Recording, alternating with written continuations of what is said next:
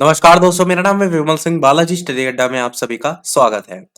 बिहार शिक्षक भर्ती फेज 3 में नया आरक्षण कानून जो है वो लागू होगा, उसकी बात भी इस वीडियो में करेंगे।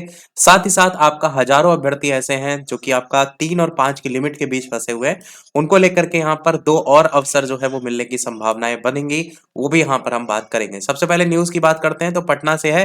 बिहार में पहली बार शिक्षक नियुक्ति परीक्षा में नया आरक्षण कानून लागू होगा। पूर्व के जो 2 चरण थे, उनकी परीक्षा में पहले से चला आ रहा जो आरक्षण नियम था उसका पालन किया गया था पहले वाले में। इस बार बीपीएससी की ओर से जारी जो तीसरे चरण की नियुक्ति परीक्षा, उसमें नए आरक्षण नियमावली से रिक्तियों को जो है वो भरा जाएगा।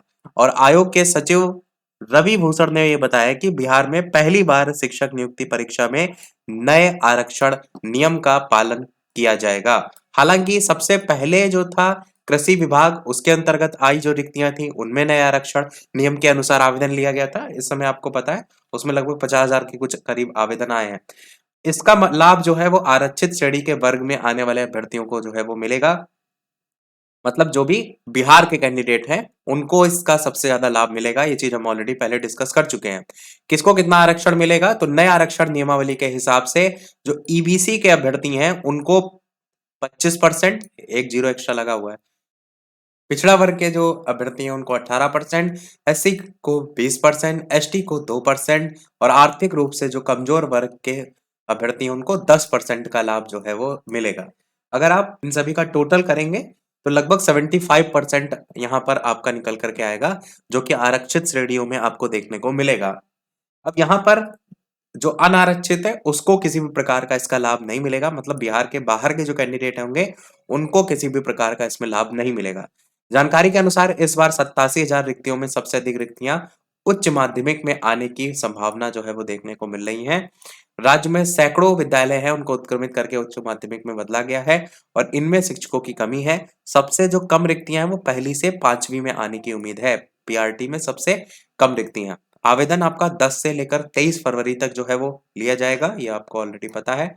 और साथ ही साथ इसी सप्ताह मिलेंगी रिक्तियां, उसको लेकर के भी लिखा है कि आयोग की ओर से तीसरे चरण की जो नियुक्ति प्रक्रिया है उसकी विज्ञप्ति जारी कर दी गई है। और परीक्षा नियंत्रक सत्य प्रकाश शर्मा ने कहा है कि अभी रिक्तियों की संख्या नहीं भेजी गई है। उम्मीद है कि इस सप्ताह रिक्तियां प्राप्त हो जाएंगी। कितने विषयों की परीक्षा होगी इसकी जानकारी भी शिक्षा विभाग से पत्र प्राप्त होने के बाद ही पता चल पाएगा। हालांकि इस बार विषयों की जो संख्या है वो आपका कम होगी, ये भी यहाँ पर क्लियर करके बताया गया है। इस बार सिर्फ 2 विभाग, एक तो शिक्षा विभाग और आपका एक एससी एसटी कल्याण विभाग, इनके अधीन वाले जो विद्यालय हैं उनमें रिक्तियां जो है वो आपका निकाली जाएंगी। अब हम बात करते हैं जो सेंटर में आपका न्यूज थी उसको लेकर के। यहाँ पर अगर आप देखेंगे तो सबसे सेंटर में न्यूज आपको देखने को मिलेगी, हजारों ऐसे अभ्यर्थी हैं जिनको मिल सकते हैं 2 और अवसर। तो ये चीज लगातार चल रही है कि हजारों अभ्यर्थी हैं उनको 2 और मौके मिलने की संभावना है। इधर शिक्षा विभाग और बीपीएससी के जो सूत्र हैं उनसे जो जानकारी मिली है उसमें अभ्यर्थियों को 2 और अतिरिक्त मौके दिए जाएंगे। शिक्षा विभाग की ओर से पहली बहाली के दौरान नियमावली बनाई गई थी कि 3 मौके ही आपको केवल दिए जाएंगे। इधर अभ्यर्थी सोशल मीडिया के कई ऐसे प्लेटफॉर्म हैं जिन पर 5 अवसर देने के लिए अभियान चला रहे हैं। तो ये यहाँ पर मेन मुद्दा आपका उठ रहा है। उम्मीद है कि 5 अवसर जो है वो जल्दी देखने को मिलेंगे। यही था हमारे इस ओवरऑल अपडेट में।